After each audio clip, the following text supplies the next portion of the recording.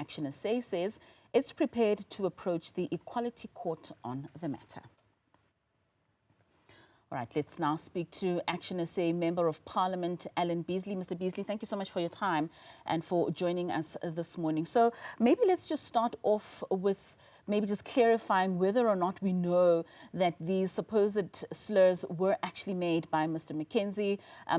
Has he confirmed, especially to the party, that he did indeed say these racial slurs back in 2011?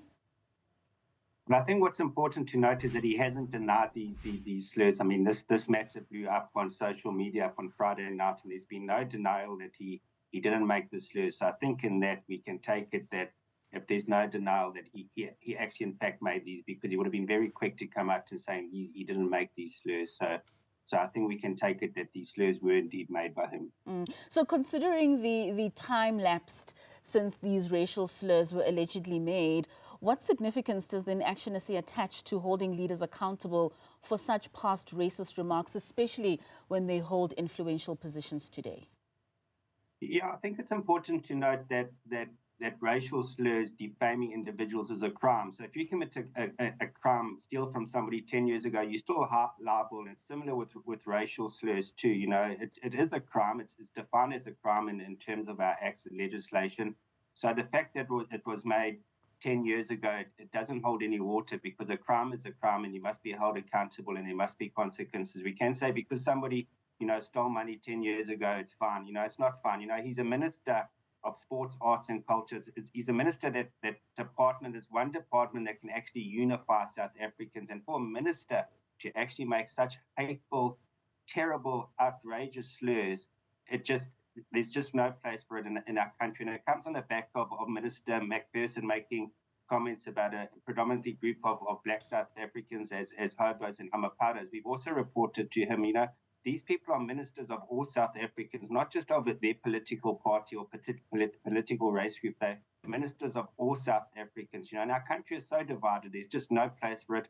And there needs to be consequences for both these ministers. And in your view, Alan, I mean, how do such incidents of racism by public figures influence current societal attitudes as well as the fight against racial discrimination in our country? No, it's absolutely massive. And, I'm new to politics. I've been in Parliament for 3-4 years, and the racial undertones is just unbelievable. If Parliament cannot be united on race levels, we can't expect the rest of our country to.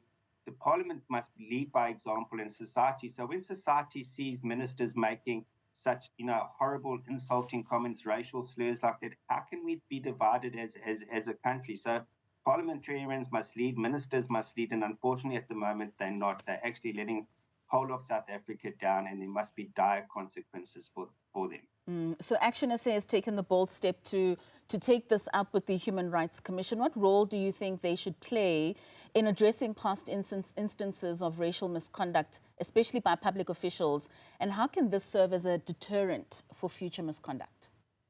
No, it's massive. I mean, the Human Rights Commission, their name is Human Rights, so they're there to protect human rights, and that's the dignity of people and prevention of unfair discrimination. So their role is pivotal, and I think if we're going to set a tone, we need to set a tone with ministers and leaders in society. So the Human Rights Commission must do a proper investigation for both these ministers. And ActionSA, if we're not happy with the outcome or satisfied with the outcome, we will take it to the Equality Court too. But the first step is going to the Human Rights Commission, and that's where we've done. And if we and because this is a high-profile matter, we're expecting them to act swiftly on this.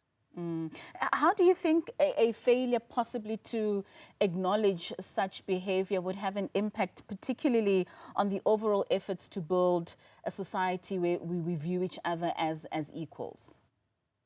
Yeah, I mean, the only way we're going to move forward as a country in terms of the economy, in terms of unemployment, is if we unite. And as again, I come back to Parliament, and you've got two political parties in the GNU are so opposed to each other in terms of race-based policies. We're just not going to move forward. And the talk that they actually utterance is just totally unacceptable. And the only way we're going to unite forward is if we all talk and we all embrace each other as equals. And we are equals, we all created by the same maker, black and white, rich and poor, male and female, and we need to treat each other, and then we'll be able to move forward as a country. Because until we can address the racial discrimination that's happening in our country, we will never move forward, and we'll never be able to address unemployment, crime, and inequalities in our country.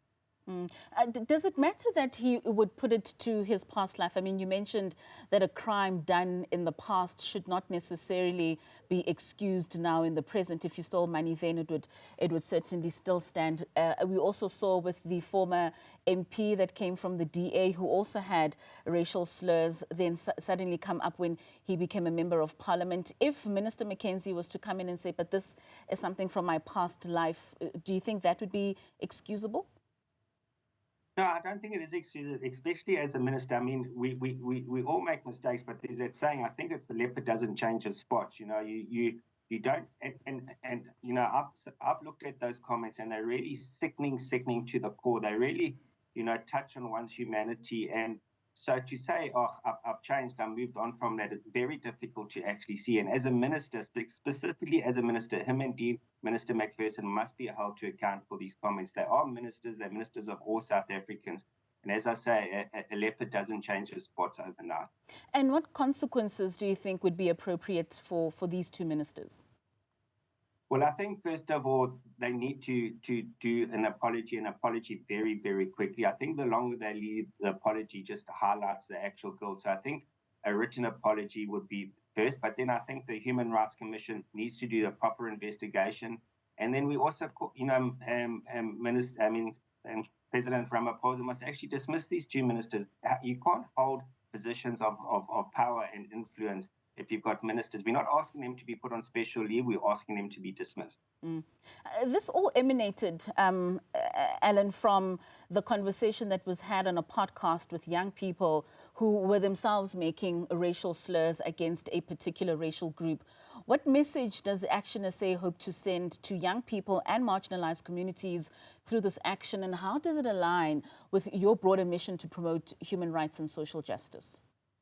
Yeah, I think so. Just to step backwards, I mean, Minister Macpherson's comments came out before the comments on the podcast. So this has been, brewing for the last 2 weeks. And, and Minister Macpherson's comments referring to people as hobos and putters, I engaged with the homeless community, and they're such hurtful comments. So, if we need to move forward as a society, there's just zero places for these comments.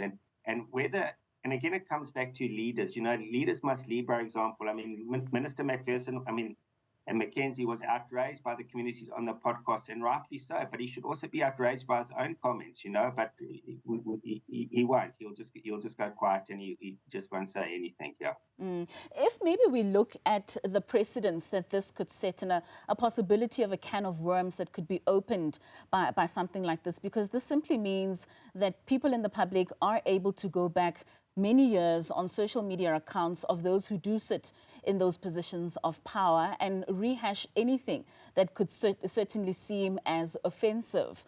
Where do we place in terms of how someone is rehabilitated and how we then move forward, or what precedents do you think this is particularly going to set?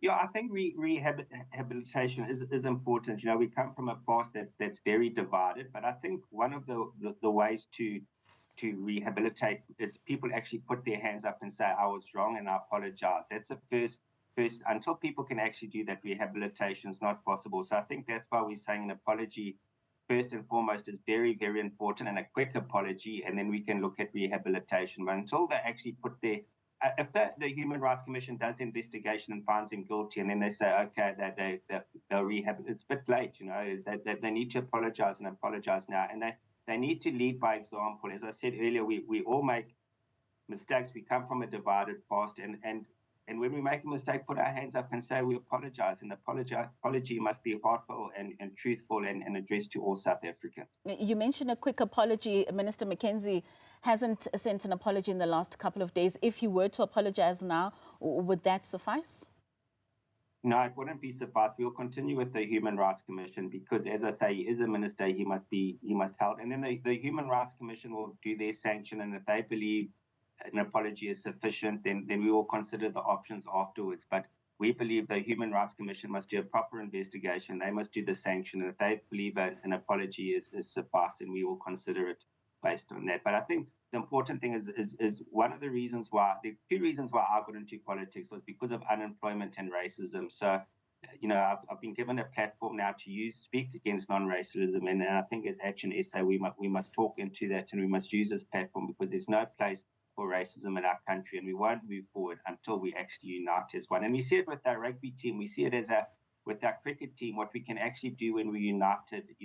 With my child, with her sport, it's the team is a diverse team, and they get on so well. Why can't we do it at a leadership and at a parliamentary level? And when we do so, our country will definitely be able to move forward. Of course, and this is quite a critical ministry in uniting people, especially when it comes to equality in the country. Thank you so much for your time.